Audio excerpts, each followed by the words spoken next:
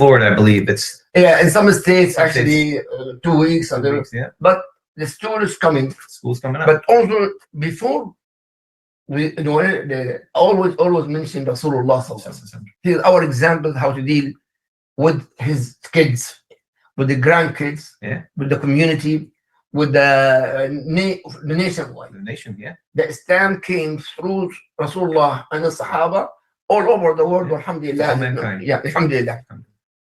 But at the same time, brother, we spoke many times about the struggle of the Muslim in public school. Yeah. In fact, you mentioned last time, even Islamic school. Even Islamic schools. Yeah. I mean, there's all struggle and struggle. But at the same time, school is coming. And many things, the bullying, and this, and drugs, and social media, and everybody have a cell phone now. Yeah. And become like a farida. Yeah. To have a cell phone, that's it. Otherwise, yeah.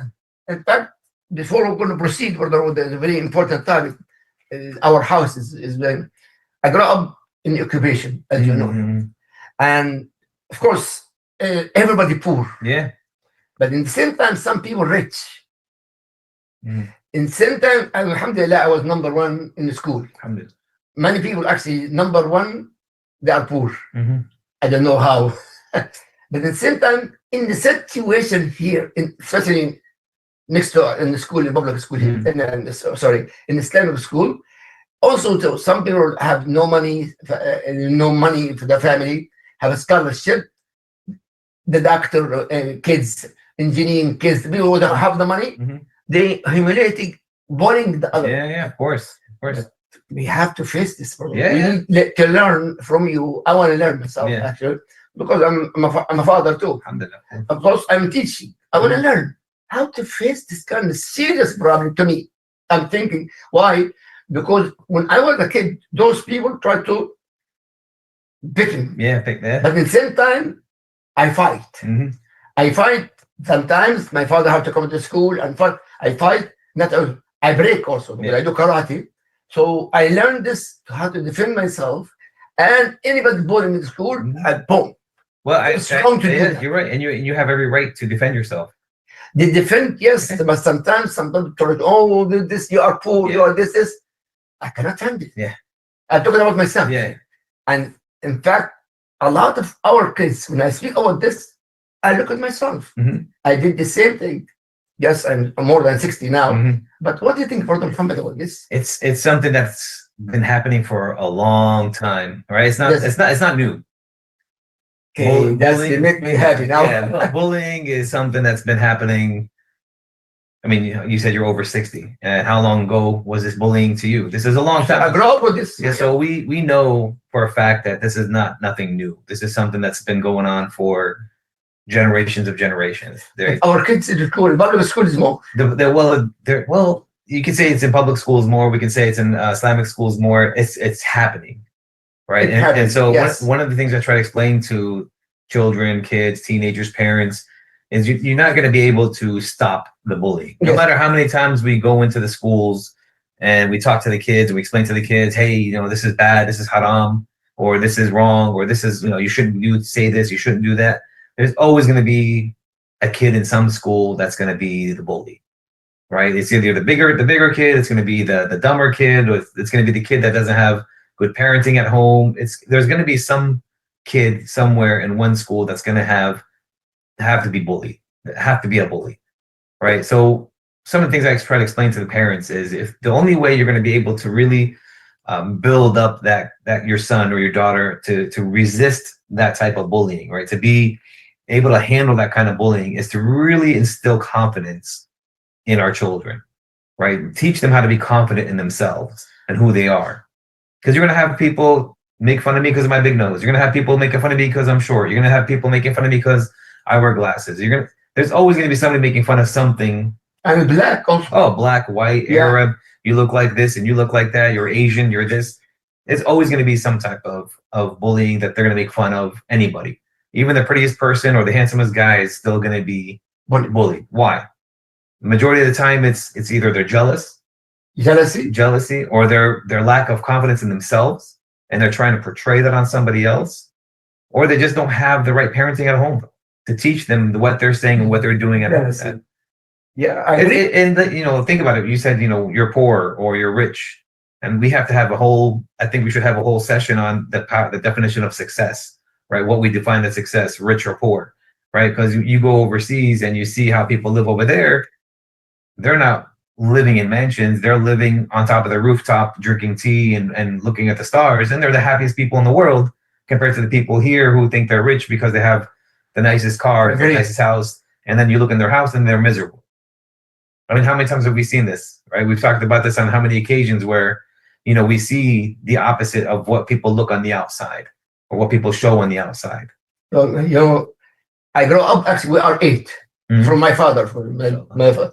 We are 5 girls and 3 boys. And we, every night, we have no electricity, by the way. And we eat 8 of us in one room. I, my mom and my dad. The kid, every night, we will go down and we watch the stars. And every star, we have my sister, I have 5 sisters. And honestly, we are the most, even watch the most happy family. Yeah. So again, you define success as how you want to define success. Yes. So when we look at how our kids are being taught in school, now remember, school starting, right? We have a week, 2 weeks left, wherever you're living at. You have a couple days left before school starts. This is the time now you got to tell the kids and define to the kids and explain to them what our definition of success is, right? I like this. How to be a success. What do we define it? What's our measurement of success, right? And so I like that. For us as Muslims, you know better than anybody else, what is our definition of success? What do we as Muslims define as a successful life? For me, my iman, my aqidah, my belief in Allah subhanahu wa ta'ala is strong. So the closer to me. Yeah. So the closer, it's an Islamic anyway, not just to you, but Islamic rules dictates that the closer you are to your deen, the more successful you become. Whereas in this society that we live in right now, the more money you make defines how successful you are. Oh yeah, I like that. Right. So it's like a reverse, right? So we are told here in this culture, in this society, worship the money, worship the dollar, get money, make, and then you'll be happy. Whereas for us, it's okay, get yourself closer to your deen. Make sure you're doing your 5 times a day prayer. Make sure you're doing your Ramadan the right way, making sure that you're doing your salahs the right way, making sure that you're giving the charity the right way, making sure you're doing everything possible, right? We teach our kids, listen, you can't donate money because you don't work, depending on their age, 15, 11, but you can smile. Yes. Right? And smiling is what? Sadaqah. It's charity. Yeah. So, you can explain to the kids now, look, you're going to start your new school year. You're going to come back a different person. This is what you're going to do. You're going to start smiling more while you're in school, right? Start bringing that positive energy out there. And then you're going to have people who are going to whisper, say things, talk trash, explain to them how to react or not to react to stuff like this, right? People make fun of you all the time. It's just, I teach the kids, brush it off. Just don't even look big or even kind of give any type of attention to it. Hard for our It's very hard because a lot of times our kids aren't built tough like that. We haven't taught our kids how to be tough on the inside, how to develop a thick skin.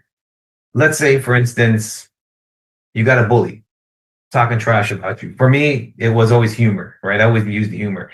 They make fun of my nose, or they make fun of my skin color, or they make fun of, my hair, or, my height, or whatever they want to make fun of. I figured out a way to make it where I make fun of them back, but in a humorous way about myself, right? And then you start to see they kind of just, okay, he's boring. Let's move on to somebody else, and then they'll move on to somebody else. If you don't give them that type of attention that they're seeking, a lot of bullies are narcissistic. They want you to go back and forth.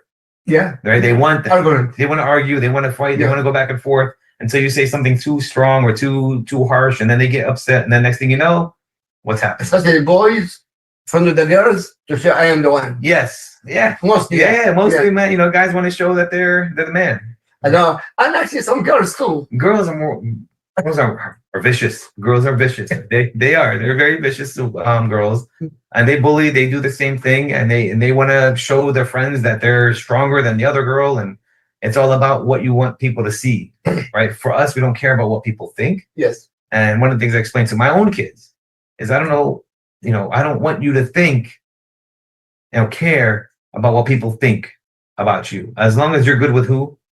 With Allah. With Allah, that's all you care about. Yes. Right? And so they can make fun of you, they can say whatever they want to say. Yes. But you're a Muslim. You're a female. So you're a female who's a Muslim, who's a good Muslim. And you're making your salahs and you're doing everything the right way. Who cares what everybody else is thinking? What's going to happen when you pass away next week or tomorrow or whatever? Are they going to be there backing you up? No way. Helping you? Who's going to be there backing you up? Your amal actually. But better hold on. The school actually, but also psychologically, how to prepare our kids to go to school psychologically. It's something that takes a lot of patience and a lot of time From the parents' side. From the parents. From the parents. Yeah. Especially if you haven't done this already with your kids, right? This is something that you should start doing at a young age, right? Developing that tough skin, explaining to them what's going to happen to them, explaining this might happen. So if this happens, this is how you react. This is how you, as a parent, you're supposed to be doing this at a young age, 5, 6, 7, 8, 9. So by the time they turn 11, 13, 15, they're ready. They're already ready. Suppose people now in the social media listening to us right now, they have kids, for example, 15 and 16 already. So you explain to them. Explain now. So again, regardless, everything's different. There's no one size fits all for every family, right? You can't just say, like for me, like for instance, I'll say I'll make fun of my own kids and make fun of their features or something, so they can get used to that kind of stuff. So when they get to school, oh, my dad already made fun of me for that, so come up with something new. Well, very important. Please repeat it and explain for everyone. So understanding that your kids better. Okay. Right? Your kids. How their personalities are. So every kid is different. So understanding, okay, my kid is very sensitive. So let me fix on my kid to not be so sensitive. How can I work on my kid to not be so sensitive? Sit down with your kid and say, look, I'm sorry, man, but you got a big nose. And there's going to be some kids out there that are going to make fun of your big nose. So let's come up with all the things that people are going to say about your big nose. And let's get it out of the way. So when you hear it, it's like, oh, really? Can you come up with something new? You go to the bully and say, I've heard that before. That's nothing to me. You kind of start to develop that thick skin in the home. Exactly. In the house, right? You develop that in the house. Because at the end of the day, as Muslims, we always have to understand something. We're always going to be a target of some type of bullying. We're always going to be looked at differently. Also, add to this, really, I want to know. You are black, or you're not, exactly, you are not white. You're not white. Yes. I mean, brown or my color, your color. That's why you are. They think white is number one. Yeah, and that's kind of something that's been, I think, thrown around a lot more since Abraham Lincoln. Since the social media, since the TV screens came about, since movies, since everything, it's always that's the best. If you're this, you're great. If you're not, you're something's wrong with you. But one thing I always kind of explain is that being different, right? Coming from a different culture, coming from a different society, whether you're black, white, Arab or Chinese or Spanish, whatever it is, coming from a different culture, we have a different mindset. We bring a different flavor to the society, right? And everybody knows you can't have a society without the mix that we have right here. Indeed, yeah. Right. So we are walking, talking examples of what Islam is all about. Okay, good. Also, our kids actually sometimes, especially in the first year in school, and they have it. The people afraid to go to school. Last year they did that, and mom, dad, I don't want to go to school, and in same time had a lot of pressure on them to go to school. There's a lot of pressure. To solve this. So our kids are getting pressure from society, and they're getting pressure and they're getting pressure from us, from the parents. Yeah. So it's not like it was back in the days when we were going through school, when we were doing our thing. It's a different time, right? If you understand that our kids now have social media, have the TV, have the screens in front of them constantly, then they're going to go to school. And so whatever they're watching in their houses, and compared to whatever those other kids are watching in their houses and in front of their parents, or maybe their parents aren't there, because I know a lot of times I'm hoping that as parents, we're watching what our kids are watching, right? We're seeing what you mentioned that many times. Brother, very important. Yeah. This statement, Brother Muhammad, listen to this, please. Yeah, and please understand something. I'm not trying to say, hover over your children or constantly watch. I'm saying randomly, every so often, we take our kids' phones and let me see what apps you have on your phone. What is this app? What are you watching on this? Exactly. What are you seeing on this? And you're not saying it to be a police officer. No, you're saying it as, I want to learn. Exactly. You know more than I do about the social media stuff. What is Discord? What is Rumble? What is these apps? What do you do on Roblox? And so when you're asking these simple questions and you're opening up that conversation, you'll start to see a different side of that kid who's teaching you stuff online. That's very important here. And then as you're learning, you download those apps and you start to see what's on those apps, and you start to flick through those things. And then you can start to say to your son, well, I saw this on TikTok. Did you see this video on TikTok?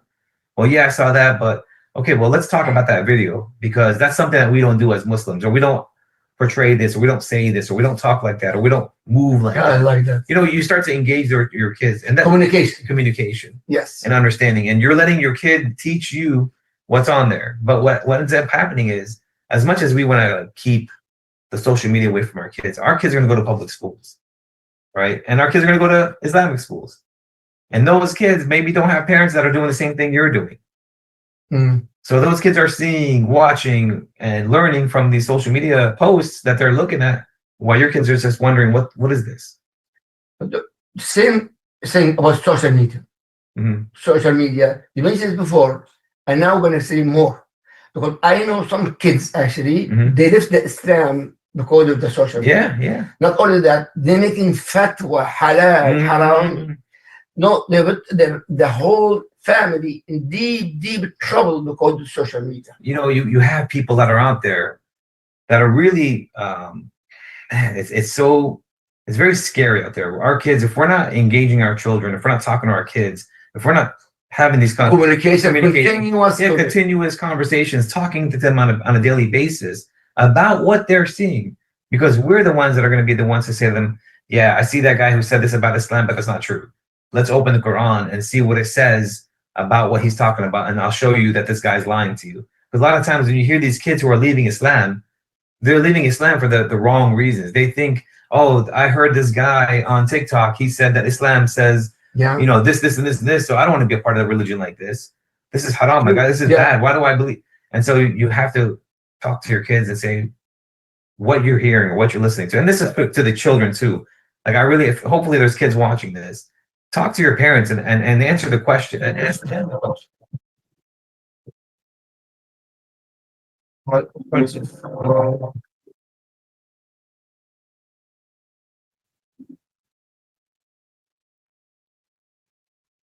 And sorry for that. If you're a kid and you're not talking to your parents it's fine. I can see. Yeah, it's fine. If you as children, we have to be the ones to let our kids be comfortable enough to come and talk to us. Yes. Right. And so if we're constantly yelling at our kids and constantly badgering, constantly blaming, they're not gonna want to come talk to you. Listen to this.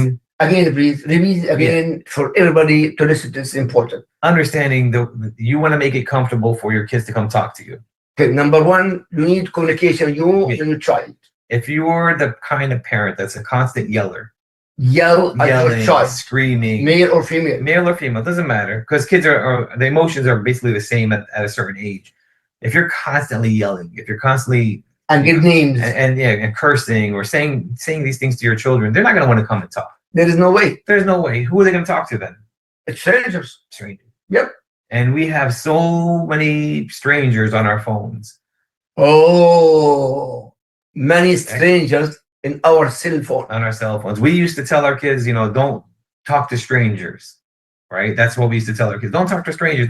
Now we have our social media where there's millions of in our hands, millions of strangers telling you, if you put coconut oil on your face will look 100 times younger. Then you flip over to the next screen. If you put coconut oil on your skin, it'll make your skin deteriorate.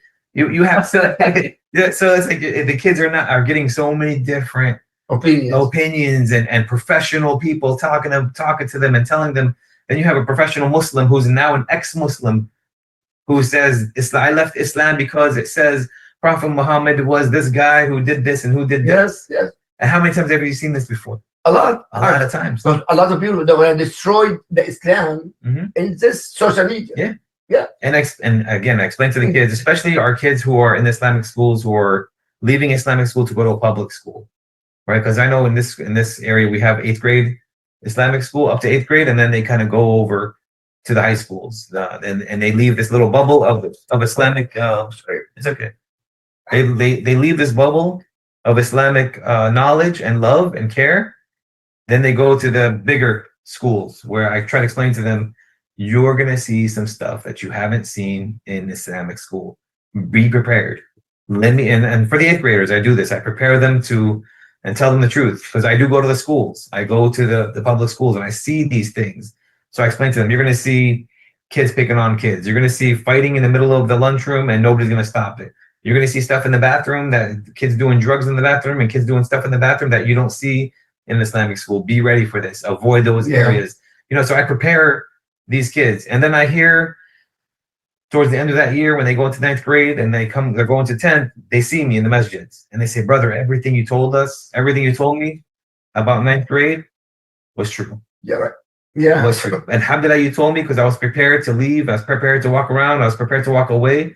And if I'm doing this with these kids, this is something that the parents should be doing. Parents should be getting these kids ready. You as parents, we have a responsibility for our kids to know what school our kids are going to. We got to know what's happening in those schools, right? Because a lot of times we just send our kids off to these schools and we don't. Yeah, no idea. We're done. We did our job. We dropped them off at the school. We dropped them off at the bus stop, and I don't have to worry about it anymore. That's a disaster. That's a disaster. I agree. You gotta know what's going on in the schools. So about social media, brother, we just mentioned that. Yes, everybody uses that. But how, as a parents here, how to learn how to make the social media benefits for my child and for our household and the community? A lot of in the social media disaster by that, because as you mentioned before, we're not watching our kids or watching, but in the same time we cannot prevent our kids from that. Absolutely. But we need complete a resolution, something for our kids to watch. But what? Well, you have to look at your kids. Like, if you have social media, one of the things I tell parents is look at your kids' For You pages, right? The pages that they just kind of scroll through. Okay. Right. Look at those pages. Look what they're watching and see what they're watching, and then you can kind of gauge of what. But how in the phone? You take the phone and you say, "Let me open up your TikTok. Let me open up your." That you can tell who what they're watching. Really? Yeah. You see who they're following. I didn't know that. Yeah, you can see who they're following. You can see what they're watching, because, maybe 10 years ago you would have to press the follow button to follow somebody, so you can constantly see their stuff. Yeah, that's right. Yeah. Now you don't have to follow anybody. You just have to watch it for more than 5 seconds, and now the algorithm says, "Oh, okay, you like." Oh, yeah, I noticed. Yeah, you like this, so I'm gonna keep showing you more of these videos. I'll give you an example. If I watched one of Sheikh Uthman's videos, and I like what he's saying, so let me put it on while I'm driving so I can listen. Now TikTok thinks I want to watch his videos constantly, or videos like this, right? And so they'll. Now TikTok will say, okay, when I scroll, the next scroll will be another Islamic video, Yes, you're right. And then what they do is they'll randomly send some other video in there to see if you'll watch that video or not. And if you watch that video, okay, he likes this as well. So let's send these videos. Now, so one flip will be an Islamic video. The next video will be, I don't know, a car video, like how to fix your car or something like this. So that's what you'll constantly see on people's For You pages. So 5-6 years ago, when I would go to the schools, I would tell the kids, show me your friends and I will show you what kind of person you are. Right? Because you are who you hang out. Now I tell them, show me your For You page and I'll tell you what kind of person you are. Wow. Because that's what you are. You are what you're watching. So you would understand, me as a parent, I have to watch the phone of my kids. And it's not, sometimes they're busy. Yeah, and I'm not saying every day. But the parents busy. You know what? You're not. It's your kids, and I apologize for the parents who are always busy.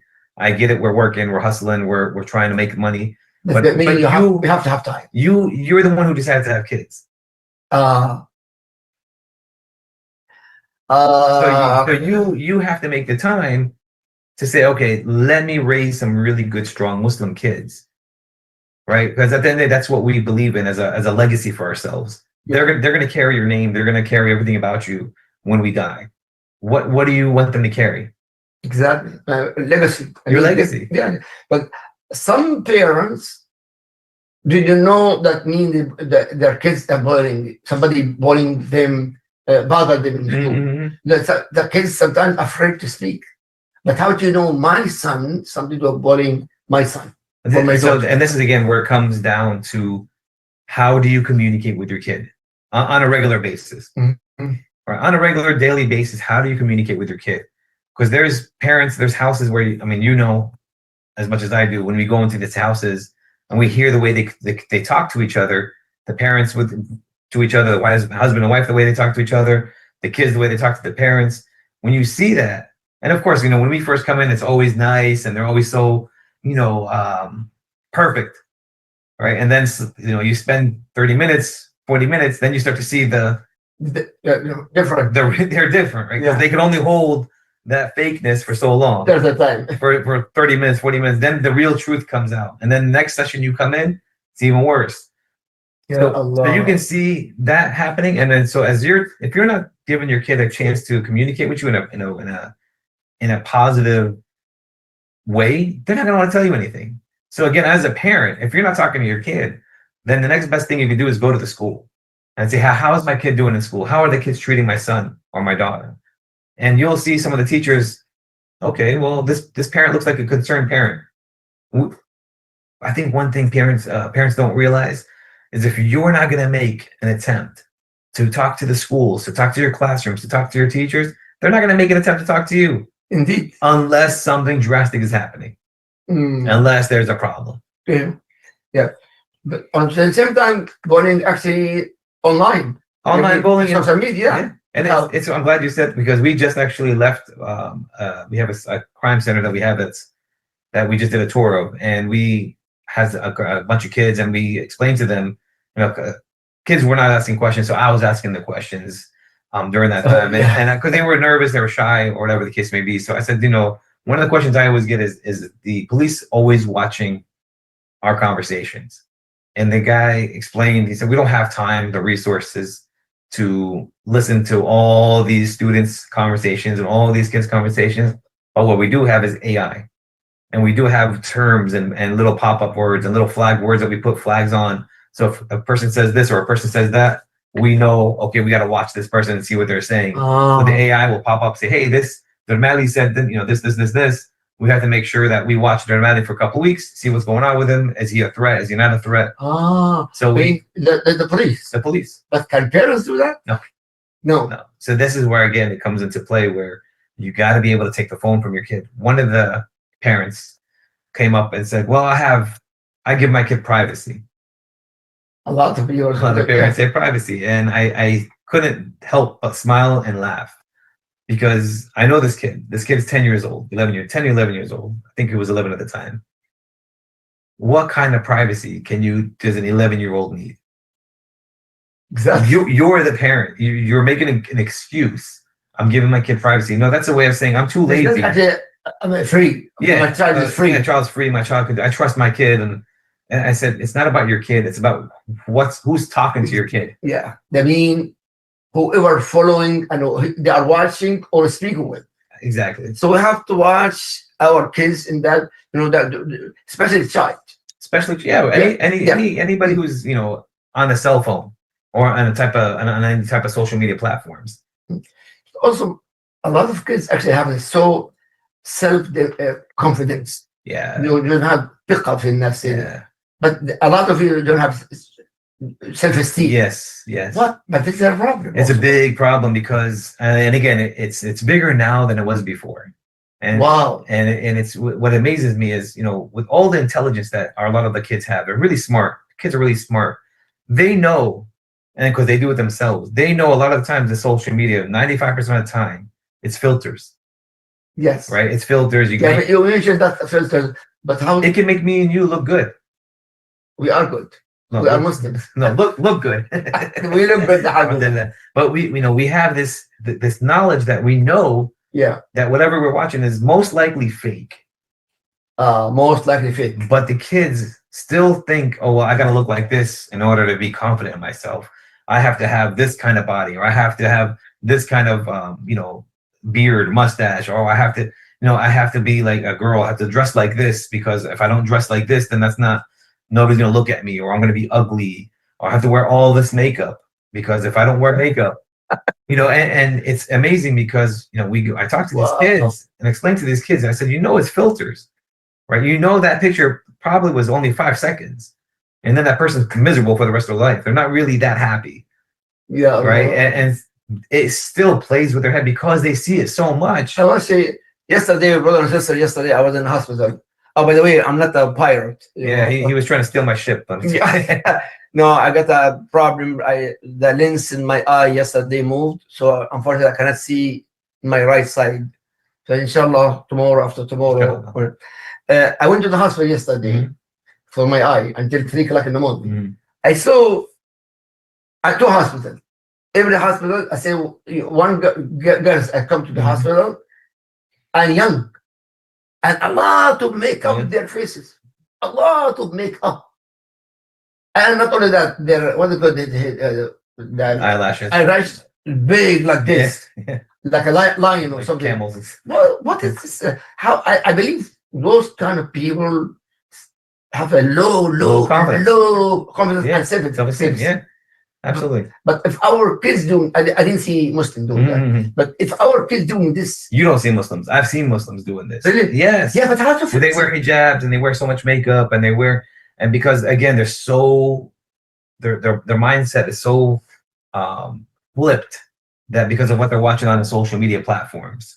Oh, right? And so when you are watching, and imitating, and then you don't have the parents who say, listen, this is not who we are. This is not, you don't wear hijab and super tight clothes. That's not who we are. But how to fix it? Again, communicating, talking, explaining. That means everything, Brother Muhammad, Jazakallah khair, communicate with the kids. Yes, absolutely.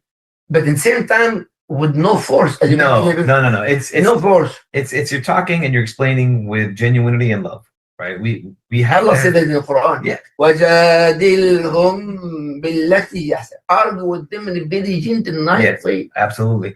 Regardless, a lot of parents working very, very hard, and not parents, both of them work hard. Yeah. Come home and things at peace. You kids need also attention more than even your work. Absolutely. We put so much focus in making money, and paying the bills, that we lose focus of our kids, right? A lot of times I'll hear it where, especially the fathers will say, "Well, I work full time and I pay the bills and they have food over in their bellies and they have a roof over their head. Halas, my job is done as a father." That is not. And I said, well, maybe if you were 50 years ago, maybe that was true. Maybe 20 years ago, that could have been a possibility. But I'm talking about now. Yes. In the last era, in the last 5 to 10 years, our kids needed more attention now than we've ever needed growing up. Yes. Right? Because I remember going outside and we never come back in the house until nighttime. But now we have to have these fathers who have to be able to communicate with their daughters, with their sons, with their wives. It's not just about going to work and coming home and I want food on the table and then my clothes need to be clean and the house needs to be clean. No, that's not how it is anymore. Not the Prophet Muhammad sallallahu alaihi wasallam. Yeah, not the Prophet Muhammad sallallahu alaihi wasallam. Yeah. And that's who we should be copying. Yes. Right? I know it's hard. We're not going to be perfect. Nobody's perfect. Right? And I'm not saying anybody's perfect. I'm not perfect. We all have our. Human beings, brother. We're all human. We're human beings, and we're not prophets, right? We're not. But we are human beings. We're humans, and when we talk about what we talk about with these guys, with everybody online, we're talking about making small changes, right? And one of the biggest things, step by step, small, and you'll start to see big changes happen. Yes, with the small changes that you learn on learning, inshallah. Yeah, inshallah. Yeah. But also, how to help our kids when they feel, okay, for example, had an exam last year, on a new year, but I have a struggle with the math, a struggle with the physics, a struggle with this, and I feel I'm fasting, like I'm losing. Like, how to encourage our kids with something struggle with, like a mathematics? I think that one of the things that we have a hard time doing as parents, especially parents, is asking for help for our kids, for anything. Our kids mimic who we are. Yeah. Right. So if you're going through a tough time figuring something out as a parent, let's say you're having a hard time figuring out your money aspect, and then you're constantly looking for $5, $10, oh, I need gas, but you're making good money and you're not really good at handling your money. It's okay to ask for help. Our kids are watching you not ask for help. Oh, I'm a Zenima, I don't want to ask for. So as a parent, explain to your kids, it's okay. Look, I'm very bad at math. Right. I'm lucky. I know 2 + 2 = 4. But I needed help. So I'm going to go and say, hey, I need some help with math. I need a tutor. I need something from the school, because schools offer so much assistance. Okay, go back. Schools offer a lot of things. For the kids, if the kids ask for it. And as a parent, if you're not on top of your kids' grades, if you're looking at your kids' grades and you see A and then an F in math and an A, there's a problem. Yes. I mean, what you have to do? You have to say to your kid, hey, what's going on with math? Oh, I don't get algebra. I don't understand. Okay, so let's ask the teacher.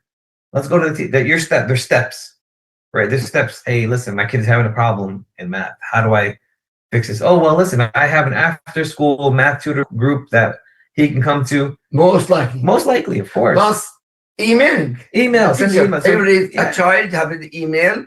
Absolutely. Communicate. I would always, and I'm glad you said that, because as a parent, and this is to all the parents out there, the best form of communication is through email.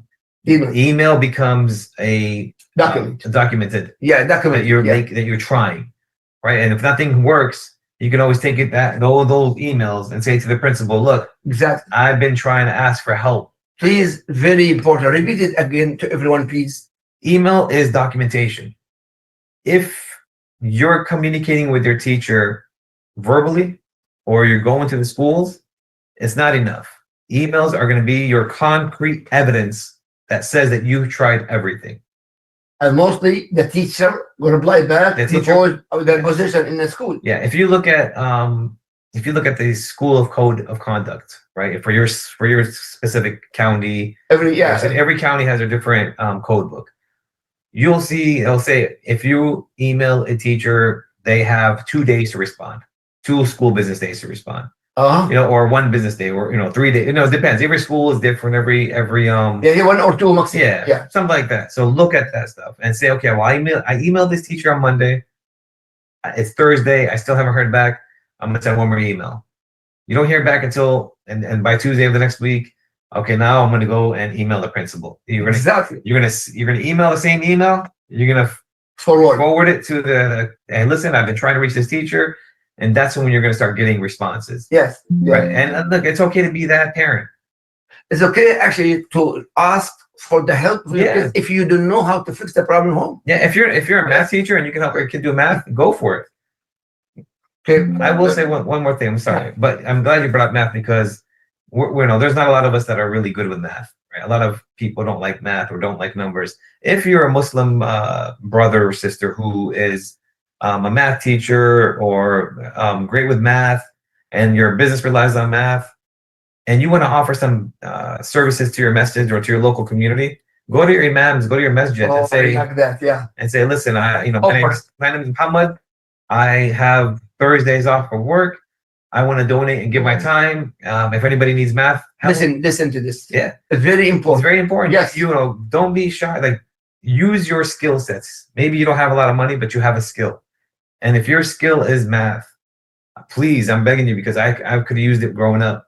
Go to your local imam, go to your local masajid, make a little business card or make a little flyer or make something and sell yourself to the masjid. Yes. Look, if you have kids within the age group of 15 to 19, I'm good with statistics, pre-algebra, algebra, calculus. I'm offering free tutoring. and let the Muslims give their Muslims another reason to come to the masjid. Yeah, exactly. What about the kids?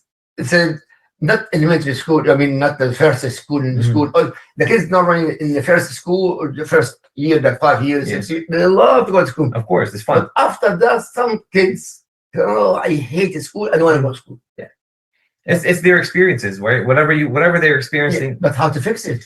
It's again, it goes back to communicating. What happened in the school year? Why don't you like to go to school? A lot of kids don't want to go back to school because they don't want to wake up early, right? They got so used to the summer schedule. After dawn. Yeah, you're right. They after dawn. So that's one of the biggest problems. But that's when we have to give those kids a push, right? No. You're going to school. There's no reason for you not to go to school. And that's kind of what I've been telling the parents. Like, we have to. For me, it's okay. 4 days left of school. Let me start getting my kids back in the swing of sleeping early, going to bed early. And now I'm going to tell you guys, this is where you have to now learn how to tire your kids out earlier so they can go to bed sooner. Again, same statement. Repeat it again. It's very important, brother. Also. It is. Especially school starts very soon. Very soon. So normally in summer, everybody will sleep after midnight. Yeah. Control the kids now before the school starts. Yeah, get it. It's preparation. Plus, here, very important. A lot of positive kids in the school, and a lot of kids also negative. Positive, negative. But I want my son to be always positive. Yeah, positive. Absolutely. But how? But not everybody. And not everybody. And you have to, if you're not talking to your kid about, surrounding yourself with positive peers, right? I'm pretty sure a lot of the schools have Muslims, right? Muslims in the schools, Islamic schools and non-Islamic schools. I know in our schools, we have a lot of our kids who are Muslims go to public schools and they make little clubs. What are they called? The Muslim Muslim MSA and MSO also. Yeah, so they have organizations for Muslims, and so you want to put your kids in a public school. Make sure you try to push that kid, steer that kid in that right direction. I always think the people that go to school, university, go straight to MSA, MSO. Yeah, be involved with that. Be part. Yeah, get involved. See who's there, who's like you. Right. In fact, when I came to America, we have an MSO for the International University, and the second year. They make it actually a female president. I was against it. I was against it in the beginning. And honestly, I was completely wrong. Yeah. Why? The whole semester, that girl, she made it the MSO in that time, the best MSO ever. Not only that, from that MSA, 2 messages from the kids. They rebuild.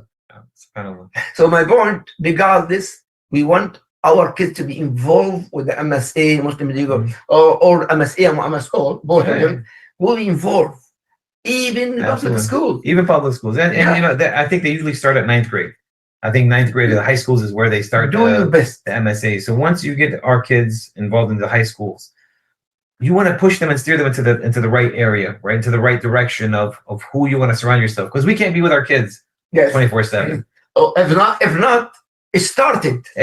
Exactly. If they don't have it, they can start something. I'm pretty sure you have even 2 people, 2 Muslims. I'm pretty sure you have more than 2 Muslims in a school. Yes. And if you can connect with your Muslim friends or Muslim people, start something.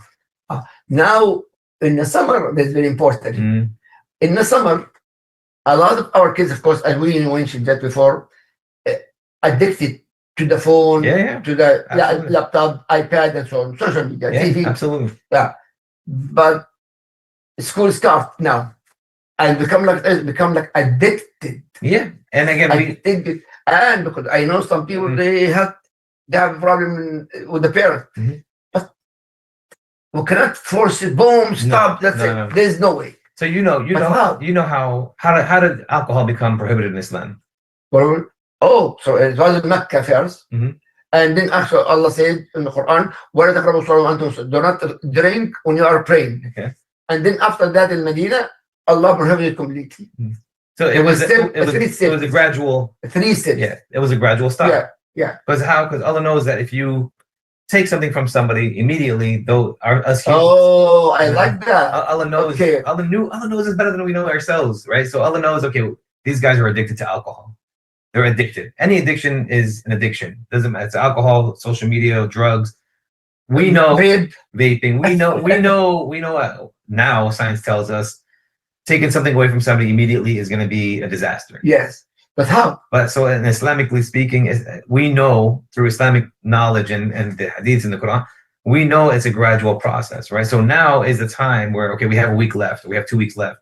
Let's slowly start getting away from, okay, put your phone down, we're gonna do a puzzle. Put your phone down, we're gonna, I need you to clean and do the dishes. So you'll prepare yourself. You'll start to slowly get them off, right? Because like Allah said, you don't take things immediately. The addiction will be bad.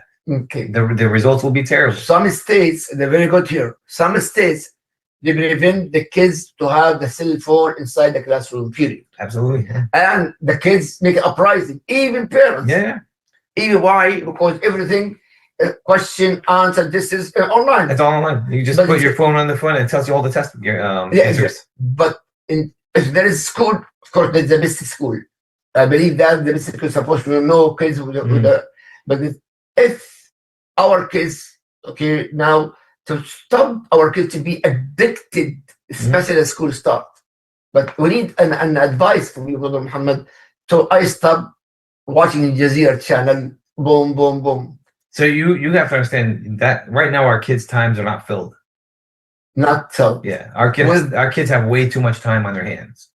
Right, they're home, they're not doing anything. Maybe you went on vacation and you came back and there's nothing going on for the next 2 weeks, so your kid has nothing to do for 2 weeks or for 1 week. So what are they doing? Watching. They're watching, they're scrolling, they're playing, they're doing, whatever they're doing, because now you are back to work or you're going back and you're doing your thing, but your kid now is at home. And then in your head, you're saying, well, I took my kid, I did my job.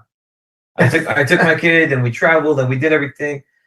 We don't realize as parents, our kids are in constant need to be busy. Absolutely. And the best thing for kids is routine, right? We have to schedule and we have to set a schedule for our kids. Okay, at this time, you're going to be doing this. At this time, all right, you got to do the dishes. You got to take out the trash. You got to do this. So we have to put our kids on it's funny, but if we don't put routine in there, they're going to be, I have nothing to do. I'm just going to sit here and scroll. And so you're giving them the opportunity to just do nothing. That's a very good point, brother. Especially a lot of kids, for example, for the garbage, put the garbage outside. Yeah. Okay, mom. Okay, dad. Yeah. Okay, mom. Mostly mom. Yeah. Okay. And then the mom to go outside. What do you have to do? So it's funny. I'm glad you. I'm glad you. I can't say that online. Well, if you have a question, we'll talk personally. But it's amazing to see when a dad, when I confront a dad about a father about these things, I just take it out myself, but it's easier. Oh, again. I'm asking. This is very important here. Yeah. Some parents say, "No, I will do it myself. I don't want to bother myself." Yeah, exactly. It's easier for me to just take out the trash than for me to bother my kid.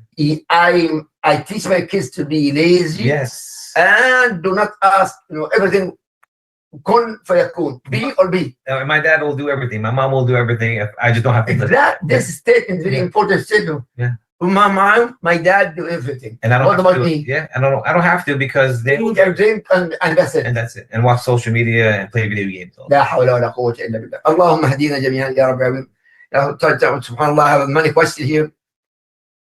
But okay, in the same time, I want to prevent my kids.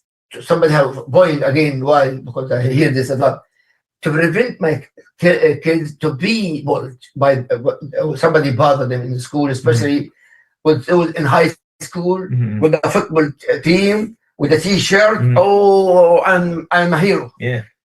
And those people, to me, the most low people but they are handsome sometimes. Yeah. And they are football team. Yeah. But also. And then not only that, because I'm talking with the fact. And then when you see a person small or this, they make funny. They make fun of you, and because sometimes my son, I cannot tell my parents what's going on. Yeah, but it's very important. It's embarrassing, right? What to do? It's embarrassing for a kid to admit that they're getting bullied. that how to make the kids speak to me as a parent in order to fix this problem. For example, for me, if one of those people come to bother my son, I don't care about legal. Yeah. I will just boom. I will fight that. Me, some people go to principal. Some people speak to that person. They are arrogant, by the way. To all my respect. Yeah. I know because I know. They're very arrogant. Yeah. Why? Because I'm a champion. Especially with the t-shirt, with the coach of the football team. But brother, we want to teach the parents, to teach our kids to avoid this kind of conflict. It's tough because it's hard because we don't, if we didn't already instill this confidence in our kids at a young age, and we're talking about now kids who are 15, 16, 18 years old going into high school without that knowledge, without that experience of how to be a confident, strong warrior, right? We call it like a silent warrior, right? You have to, that's how we have to be as Muslim men, right? We can be gentle, but we also have to be a warrior when we need to be a warrior, right? If we have to defend ourselves, if we have to watch our own backs, if we have to be strong at certain times, we have to teach our kids at this point, this is where you're going to be the man, firm and steadfast in who you are. If you haven't taught your kids at that young of an age, at 5, 6, 7, 8, they're not going to be like that at 15, 16, 17, 18, right? They're going to be soft. And you still, like, I know parents will always say, well, my kids are too old now. They're 19 years old. That doesn't matter. It doesn't matter. It doesn't matter what age you are. I don't care if you're 30 or 40 years old. I saw you try inside the house in church. You still have chances to fix our kids, to make them more confident, to make them more steadfast, to make them more stronger. Doesn't matter what their age is. You know better than that. How old are you now? You said you're over 60. You're still going to the gym. You're still working out. You're still exercising. Not only my wife and I will go for the race, 35 miles. And she always beats you. Oh, last time that she beat me, she's number one actually. But inshallah, this time 35 miles. It's a lot. It's a lot. But this is what I'm saying. I'm saying it doesn't matter how old our kids are. We can still teach our kids to be confident, indeed, in themselves, and to come to you, a father or a mother. Let them be comfortable to come to you and say at a dinner table, right? Because I don't think people here. I don't know how many people here have dinners with their kids, right? At the end of what? Who eat dinner with their kids? What? As a family, family dinners. That mean the parents have to have a dinner together. Well, I mean, I don't know. Except for during Ramadan. Of course, Ramadan, everybody eats together. Yeah, but when do we eat together and have these conversations with our kids where, all right, I'm making rice and noodles and let's have dinner. Me and my wife. Yeah. But our kids. Our kids, and people with kids. It's tough because the dad comes home late or the mom's working late and the kid comes out of school at 4 o'clock. Especially if both of them work. Especially if they're both working. So I know it's hard for parents to have that dinner time, like back in the days. But, I know.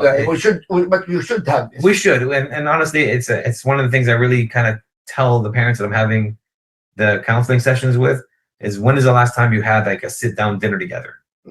SubhanAllah, we grew up actually in incubation all my life. We are 8 in the house, my mom.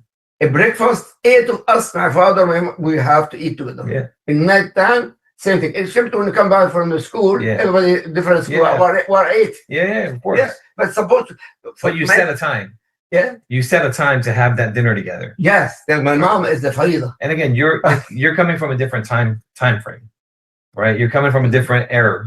But regardless, we are family. Yes, but now we're talking about a time frame where the mom has to work, the dad has to work, in order for them to pay the bills, right? They make this life so difficult to have a one income house anymore. So I'm not saying every single day of the week we should have dinner with our kids or we should have a family dinner, but try as you can at least twice a week, once a week. Oh gosh. You try to bring the family together to have those conversations. Yes. Imagine, and I want people to imagine this. Imagine if you're a family member or family hasn't had that in a while or since Ramadan. Imagine the conversations that you can have with your family, with your sons, with your daughters, if you're sitting at a dinner table laughing and having a good time. Because kids will open up so quick when it's in a good mood. I like that. Right? When you're when the kids are happy, when they open their hearts. The same thing when I do classroom management. Right? I tell the teachers, if you're going to be one of those teachers that's constantly yelling and screaming and being mean, you think those kids are going to want to learn from you? There's no way. They're going to say, man, I can't wait till this class is over with. Yes, I'm just kids here. Doing that, yes. Yeah. And so they're going to try to cheat their way through. I know some kids who don't know the, yes. Time is very fast, subhanAllah, brother and sister. But the training and the tarbiyah, for the household is a responsibility for every Muslim, husband and wife, and also whoever in the household, everyone has his own responsibility. Absolutely. At the same time, if you have to know who is responsible for what exactly. Yeah. It's very important, brother and sister. And so I'm glad you said that, because you have to explain to the kids what they have to do, right? And you got to be really direct and concrete with the children. There's a very important point. Concrete and direct. And direct. Yes. And do it that there is no other way. Yes. And you've got to be very detailed. You don't just say, go do the laundry. Well, what does that mean? There's many parts to doing the laundry. Exactly. There's washing. There's taking things out of the washer, putting it in the dryer, taking the stuff out of the dryer, putting it in the basket. There's taking it out of the basket. There's folding the laundry. There's putting the laundry away after you fold it. Then teach your son, your daughter, your kids, to do 1, 2, 3 steps. Yes. Why? Because it's a responsibility and a great responsibility for everyone. And I've seen it before where the parents will say, well, I tell the kid to go do the laundry and he just took the stuff out of the dryer and put it in the basket. Teach him. Does he know how to fold laundry? Well, he should. It's common sense. No, it's common sense to you. To you. Because you've done it so many times. Until now, every time I do that, she teaches my wife, no, like this. Every time. I'm learning. Even me, I'm learning. Trust me. You're from Gaza. They don't have washing machines there, no? No, my mom with her hands. Well, that's good. And when I grow up, my mom should do that by her hands. No, washing be free. Yeah. And you hang the clothes on the she makes her own soap. Yeah. From all my mom. From the trees. MashaAllah. They make soap. My mom. She's artist. MashaAllah. May Allah give rahmah all of them. But brother and sister, our kids, our family is responsible. And Allah will ask us about that responsibility. May Allah guide us and guide our kids and all our family. Time is very fast. Allah.